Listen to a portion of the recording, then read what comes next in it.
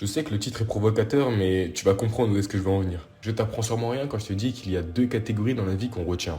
Il y a les forts, les faibles, les riches, les pauvres, les personnes belles, les personnes moches, même si je sais que la beauté est subjective, et bref, tu m'as compris.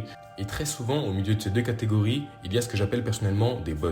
Bon, comme tu l'as compris, c'est des personnes qui sont ni l'un ni l'autre, mais qui sont entre les deux. Et souviens-toi de ce terme parce que je vais beaucoup le répéter dans la vidéo. Bref, et en général, ces personnes que j'appelle des bots, on s'en souvient jamais vraiment. Mais pourquoi à ton avis? Comme d'habitude, tu l'auras compris, je vais te donner des exemples pour t'aider à mieux comprendre. Tu vois, au football, les joueurs les plus forts, on s'en souvient tout le temps. Que ce soit Cristiano Ronaldo, Messi, et il y en a sûrement plein d'autres. Et les joueurs les plus nuls aussi. Bon, après là, j'ai pas d'exemple, mais bon, tu m'as compris. Pareil pour les personnes riches, que ce soit Jeff Bezos, Elon Musk, et aussi pour les pays pauvres. Et ça nous amène encore une fois à la question de départ. Pourquoi est-ce qu'on se rappelle jamais des bots? En vrai de vrai, la réponse elle est très simple. C'est parce qu'ils se contentent du minimum. Et tu dois sûrement en faire partie. On a sûrement été témoin dans ta vie, de manière générale. C'est qu'une personne qui est à 0% de sa beauté physique arrive toujours beaucoup plus facilement à atteindre les 100% qu'une personne qui était à 50% de base. Dans le sens où si t'as un bot dans le cadre de la beauté physique, t'es ni beau ni moche, bah tu vas pas chercher à devenir forcément plus beau parce que t'en as pas réellement besoin. Au lieu qu'une personne qui est foncièrement à 0% de sa beauté physique, bah aura beaucoup plus de facilité à atteindre les 100% de sa beauté physique. La réalité, c'est que si tu veux 100% des résultats, tu dois toi-même te donner à 100%.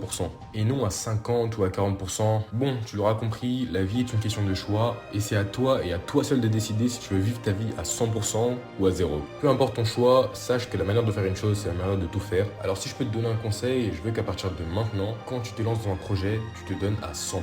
Et efface de ta tête l'idée de te donner qu'à 50%. Parce que personne ne te prendra au sérieux. Après, on est en démocratie, hein, tu fais comme tu veux. En tout cas, tu peux être sûr d'une chose, c'est que si tu te donnes vraiment à 100%, un matin tu te réveilleras et tu auras 100% des résultats. Bref, c'était Vinal.